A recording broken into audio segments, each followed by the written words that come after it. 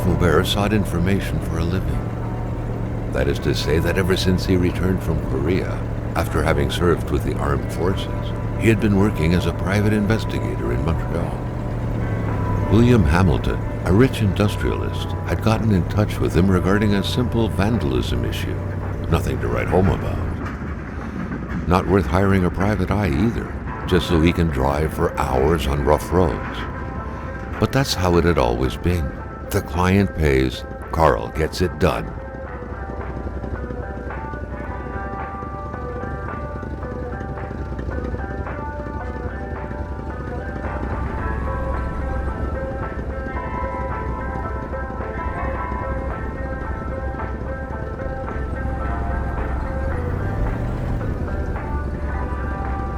They had set up to meet at the general store, his client's business. Well, actually, the entire village had William Hamilton's name written all over it.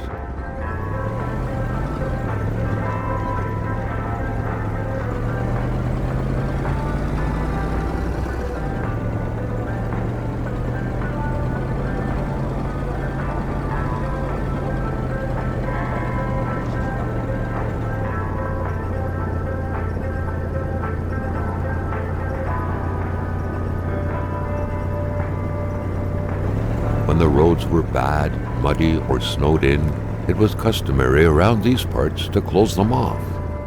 But it was also customary to ignore those signs entirely and drive there anyway.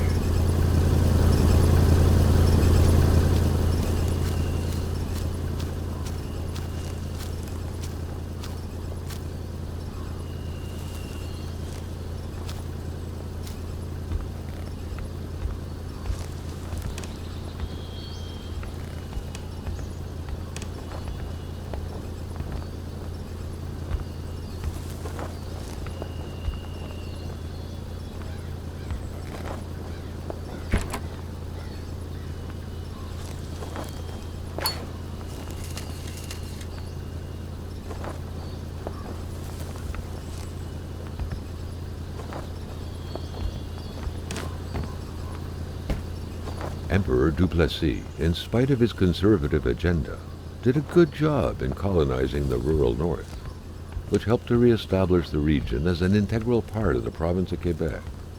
The blue fleur-de-lis could be seen fluttering in the wind here and there, taunting the red Canadian flags on the other side of the province's boundaries. Never in his life had Carl thought he would one day drive further north than Chibougamau.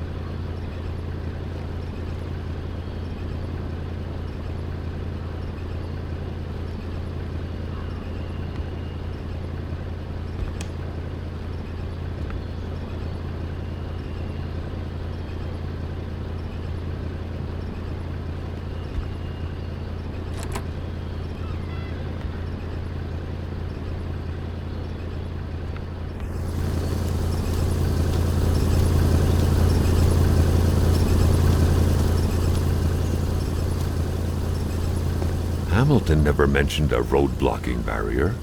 Why was it needed here in the back of Beyond? That would, however, be a mystery for another day. Carl had waited long enough for someone to come and raise it. Hamilton is waiting for Carl in the general store.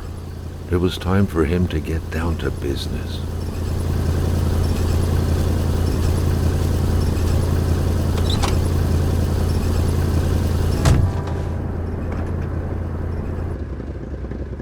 William Hamilton enjoyed a lavish country house built in the very heart of the northern forests, not too far from here.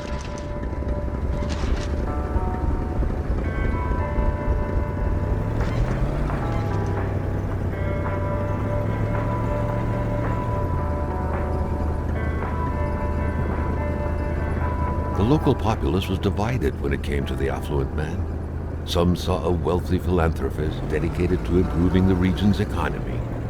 Others an aging Englishman who would do anything to further his fortunes. And those ones hated him enough to go on about scheming against him. Hamilton had recently acquired a few local businesses, but the last straw was the reopening of a mine, which gave rise to a wave of protests and threats from the Cree people.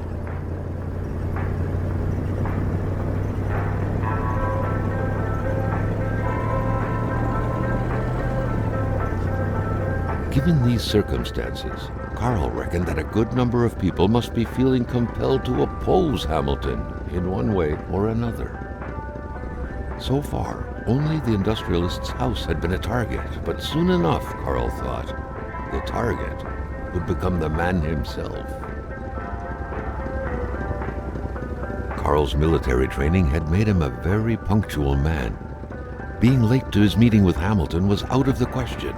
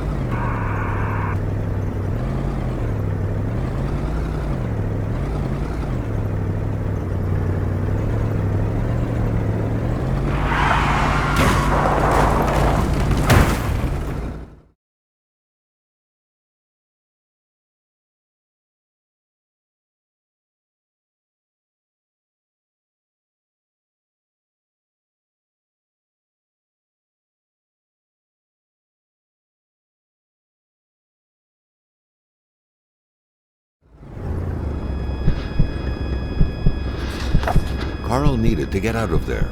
The cold and the pain required urgent care.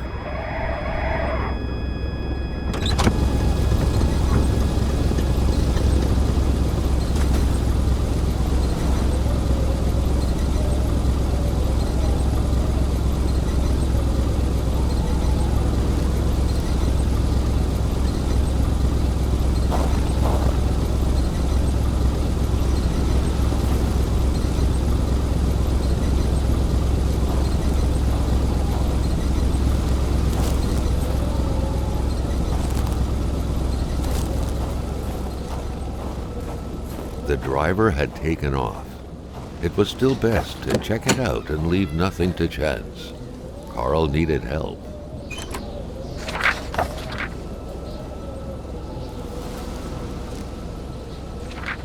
Such heart-wrenching Nordic poetry that was. But Carl didn't care much about flowery language.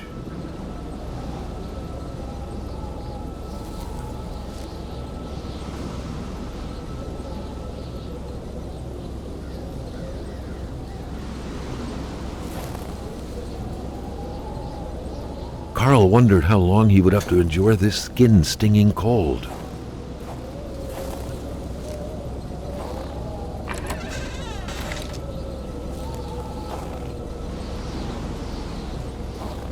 This deep in the country, his last hope was to find an abandoned garage or a farm by the roadside. His life depended on it.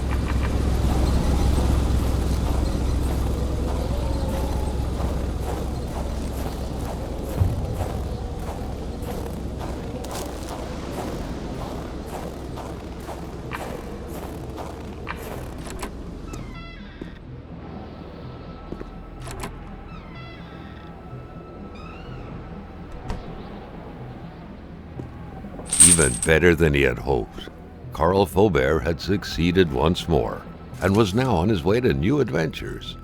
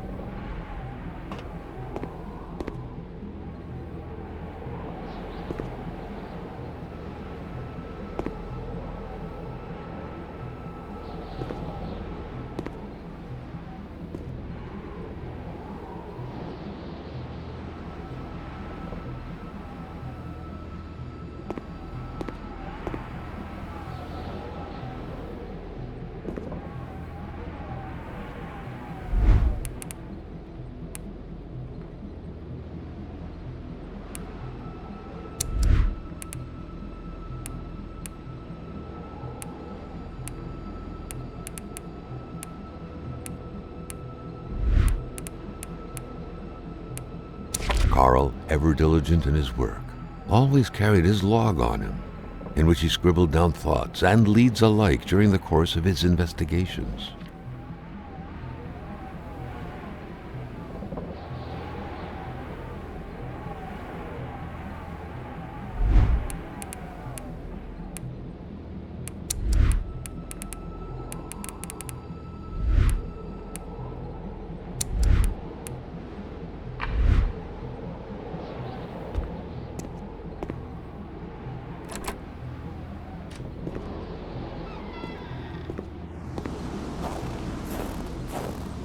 The flames won't grow without some help. Other materials were required.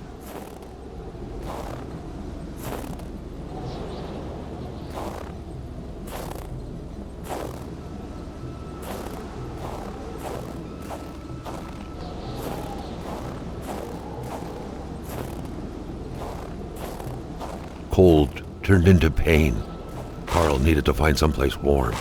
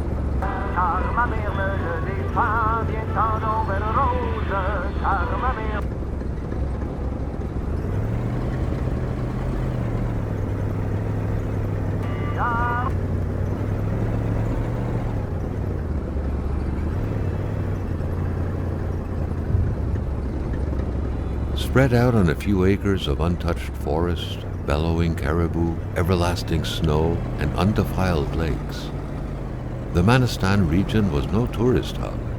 It was said to have been populated for millennia by Cree people, and ever since the industrial era, by the metal mining industry.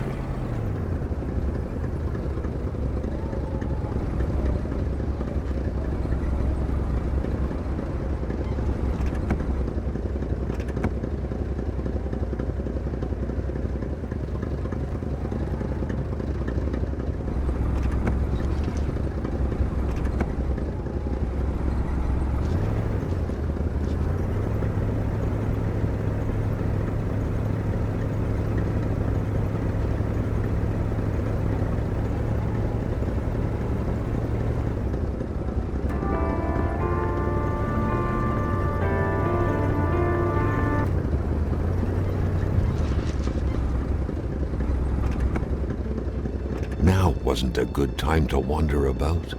Hamilton was still out there.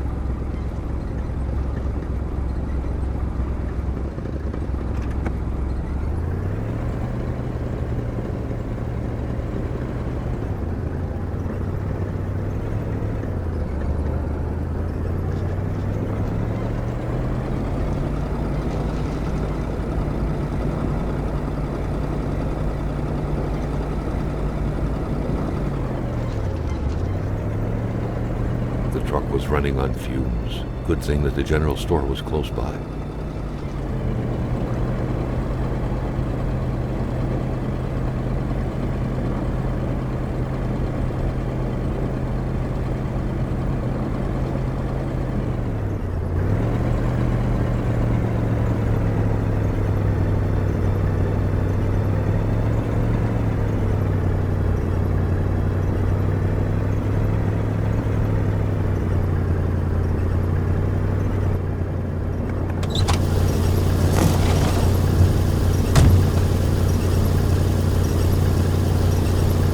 Wouldn't surrender their divine nectar so easily. In all likelihood, they had to be switched on from inside the store. A milkman had to drive by every week to fill the bottles. The fresh milk indicated a recent visit.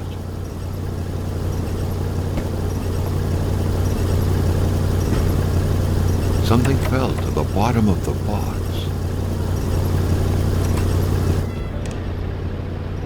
Carl had no trouble recognizing his employer. He had been killed. There was no need to be a detective to figure that out. But only a detective could have noticed that the killer had to have been very close, that the fatal blow had been given before the victim even realized.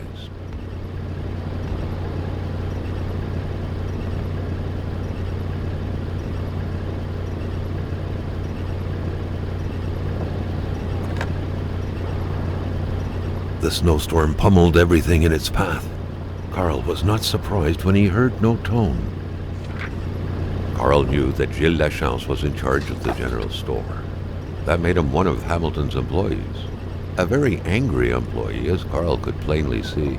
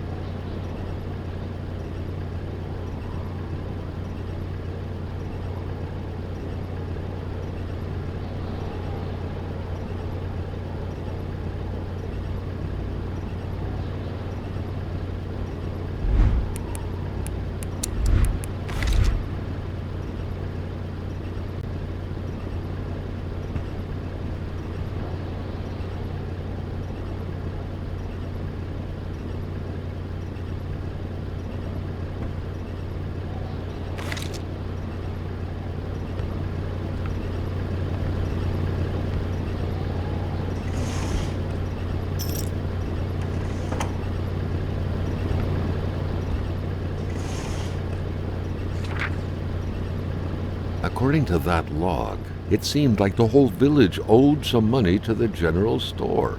Carl was far more interested in the bunch of nearby addresses he had just gotten his hands on, though.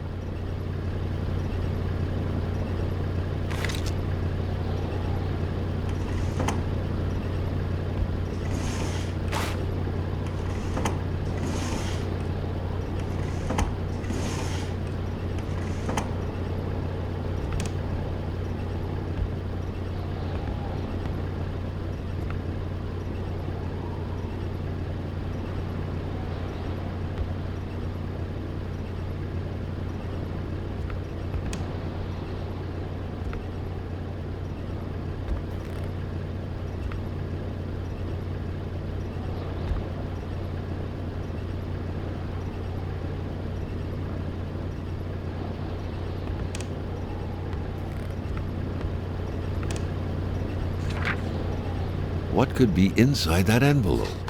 Carl was taken aback. He knew this address. It was said to be the address of the P.O. box for the Canadian Secret Service.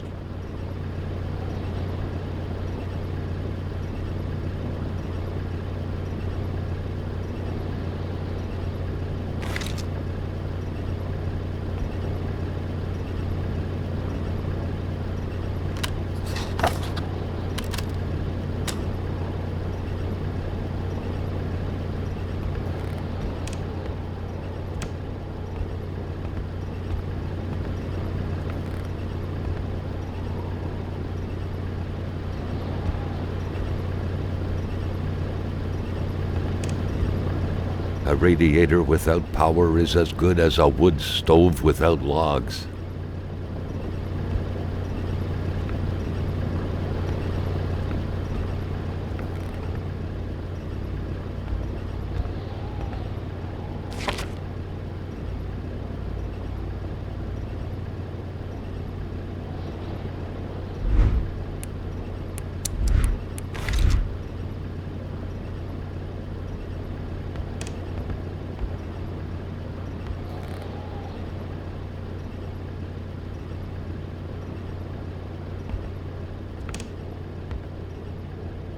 A nice picture of the Magasin Lachance store, seemingly taken the day it was first opened.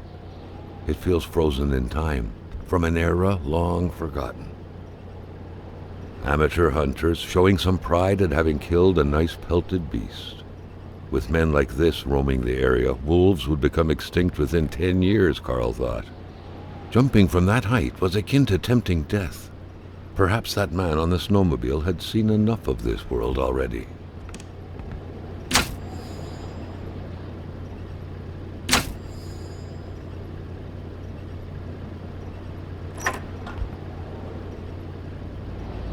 The note explained that the garage and the store couldn't be supplied with electricity at the same time.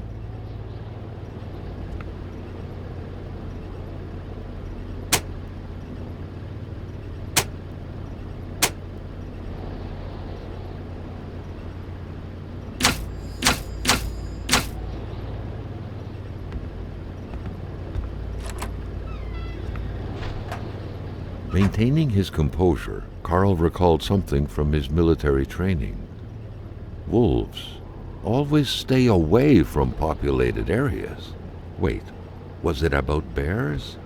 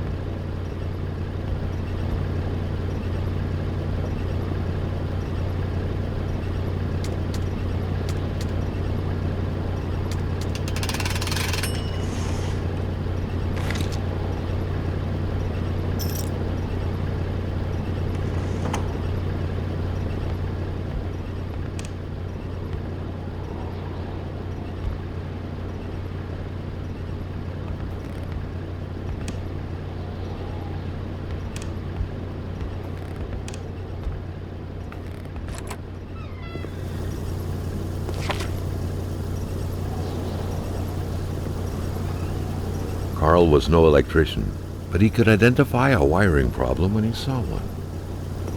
Carl was no electrician, but he could identify a wiring problem when he saw one.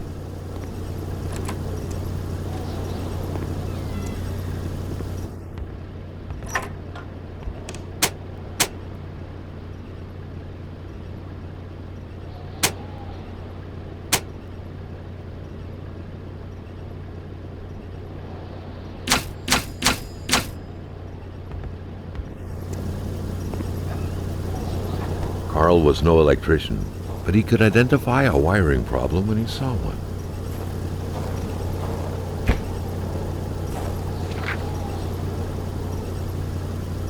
Hate was in the air.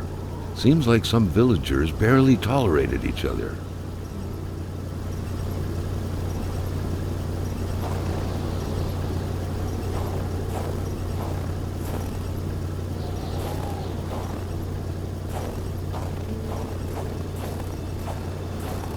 Carl was used to strange phenomena, but a chunk of ice like this, as if an iceberg came out of the ground, that was a first.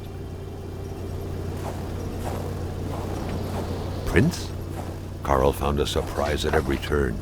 Was the camera faulty, or was it a possible lead?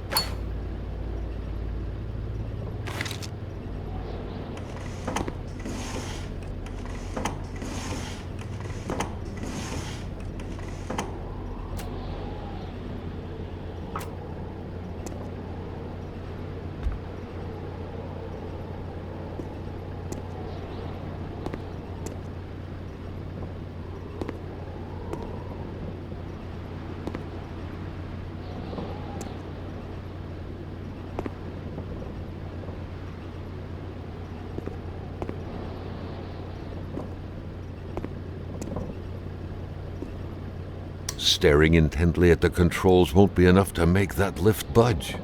The poor thing was out of power.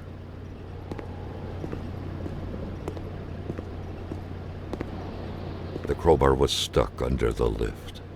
Notwithstanding Carl's imposing stature, car lifting wasn't part of his skill set yet.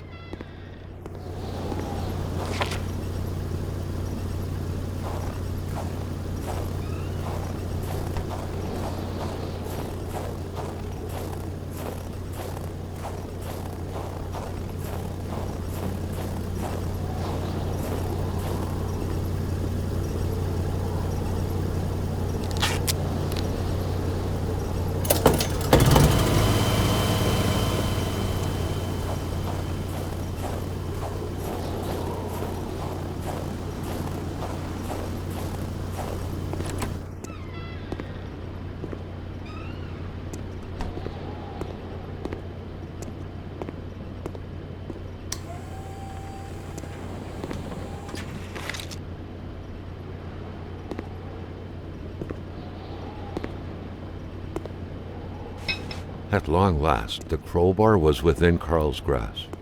Surely it would come in handy at some point.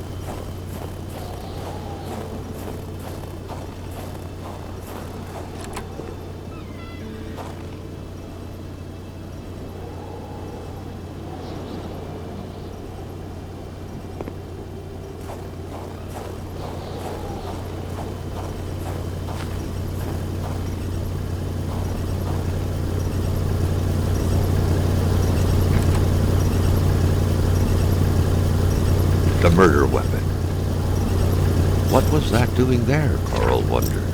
Hamilton must have been determined to keep some information secret to post this key. Shame he got unlucky. Everything made sense now. Poor Hamilton's denunciation was interrupted, and he figured it would be best to lock everything up and send the key to his correspondent, who would receive the box later on. Clever, but not enough. That's what happens to ordinary people playing spy.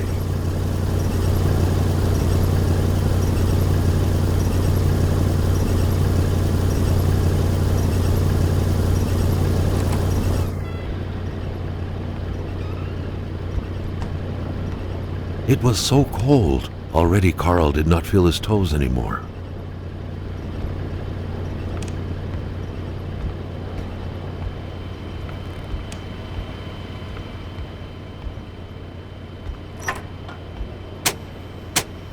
The note explained that the garage and the store couldn't be supplied with electricity at the same time.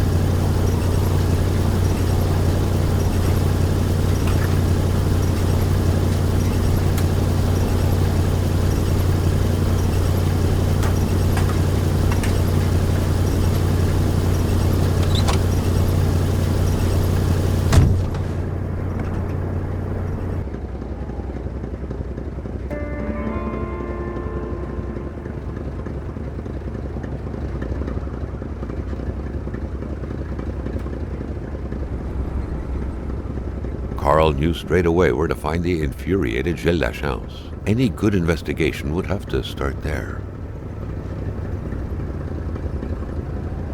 Carl felt that the store and its surroundings still held their secrets, and he didn't like to miss out.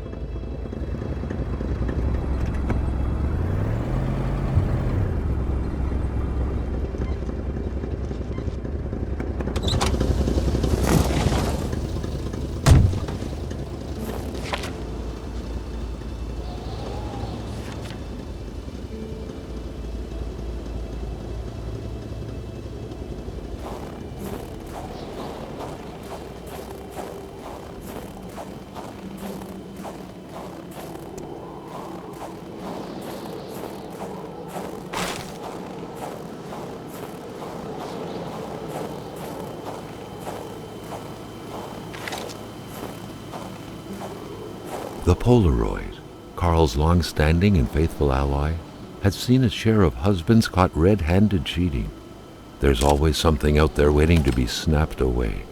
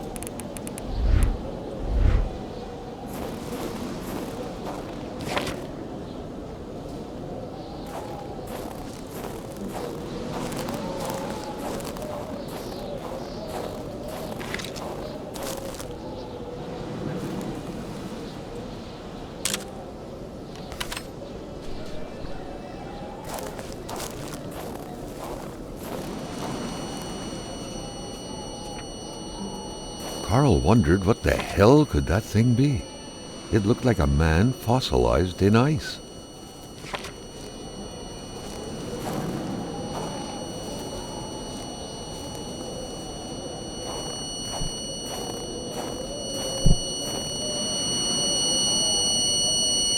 All of a sudden, Carl felt like he was pulled inside a world of dreams, a cold, unknown dimension. Somehow, self-control was slipping from his grasp.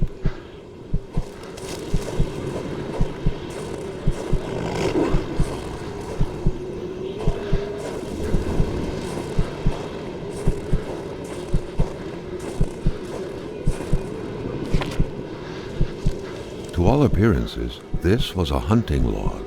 Better yet, a war diary.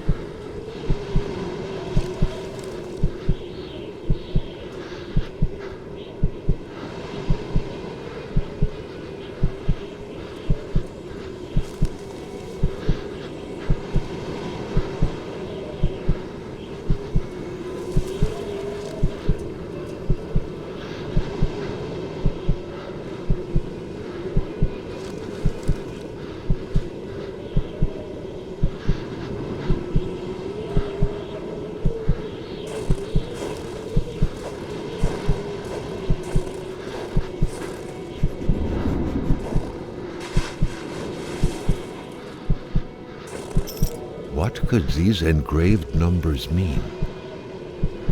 A fresh path suddenly appeared before Carl.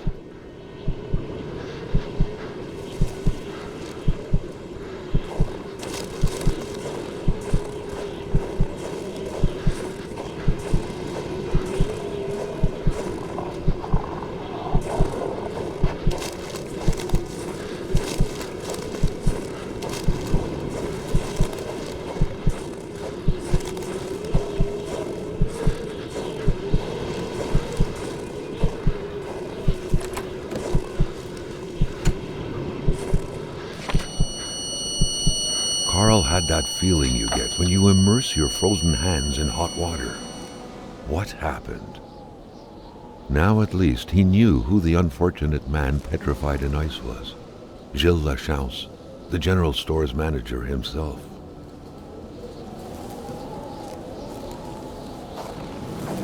That had to be the worst parking job ever. Who was Carl to judge, though? It may be customary to park like that around these parts. Or not.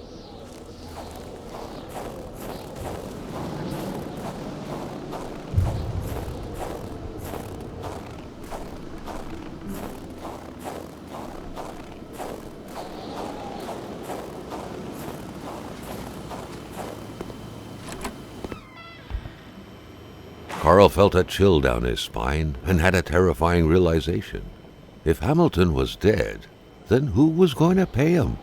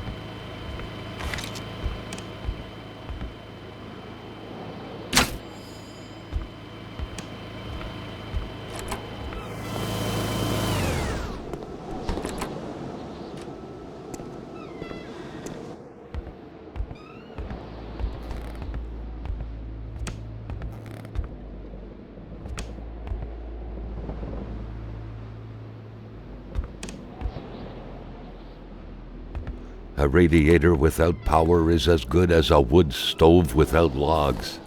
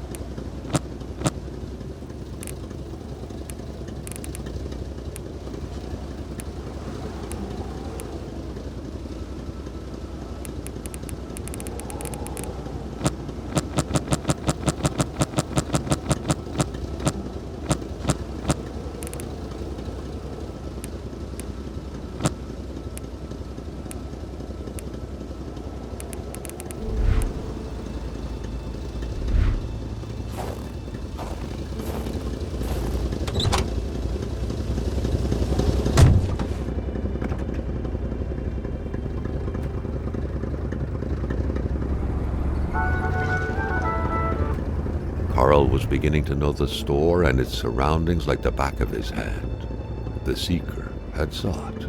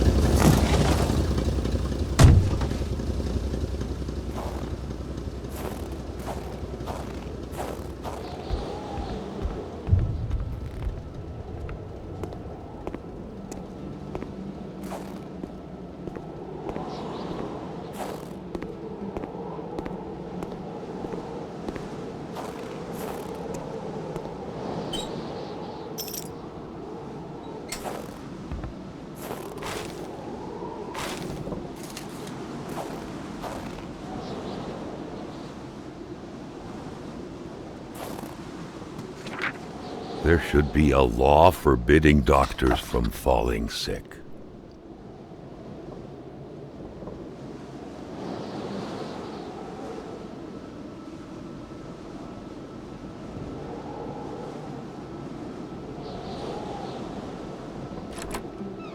In spite of Dr. Beaupre's goodwill, the place didn't look much like a physician's office. It could easily be mistaken for a sewing shop.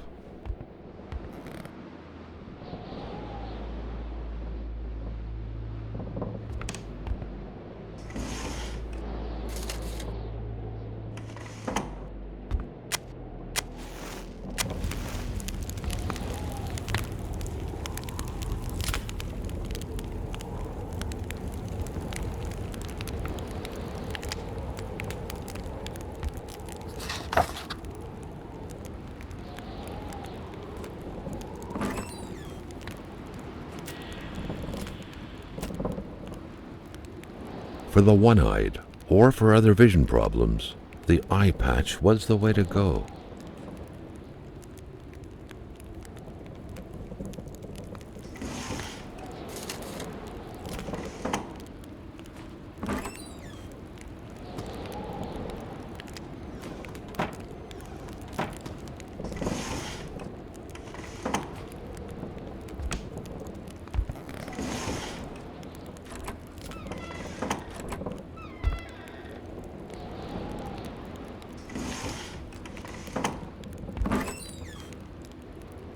Carl got the trembles as he imagined the excruciating pain that kind of scalpel could no doubt inflict. Within these miserable walls, patients probably felt more like in a slaughterhouse than in a doctor's office.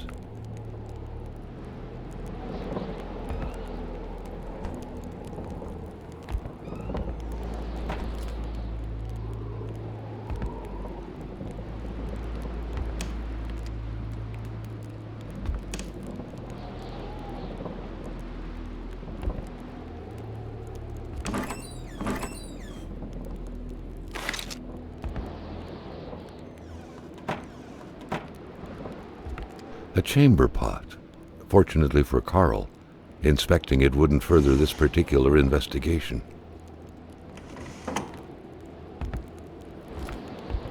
Someone had lost a few liters of blood here. Carl's first thought had been a lumber accident, someone's hand cut by a saw, or a hunting accident. In any case, whoever had lost all this blood couldn't have gone far. Perhaps they were already dead.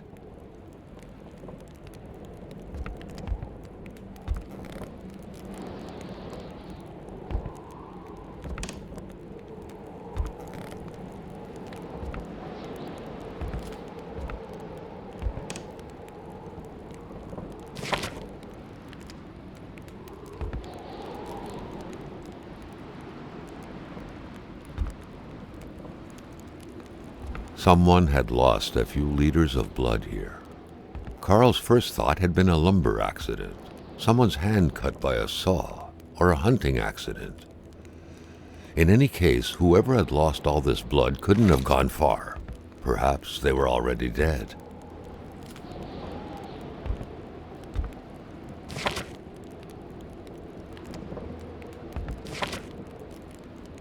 A communist manifesto. Only a few years ago, this type of allegiance meant prison time. And even at present, the Western world was very wary of the Soviet threat. Why would the doctor own such a book?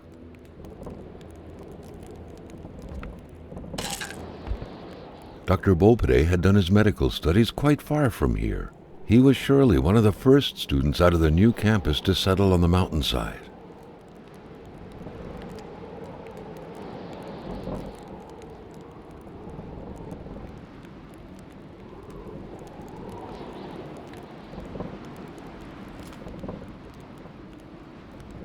Doctors used light-reflecting frontal mirrors to look inside the patient's cavities.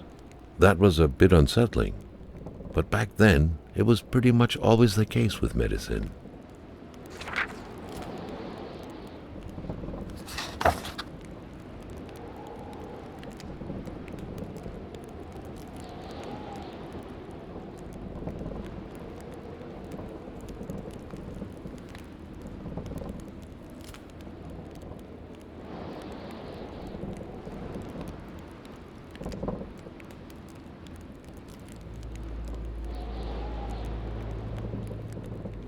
The good doctor, flanked by his beautiful spouse. Pure happiness, captured on cardstock. Carl recognized this woman's soulful eyes. Was it Dr. Beaupre who had hit him head-on at the village border? Nobody kills a rich patient to start a revolution. It didn't make any sense. He had to dig deeper still to understand. Luckily, that was Carl Faubert's specialty. The injured could be recognized by the large stains of red, an informal nickname given to Merbromen, smudged all over their injuries.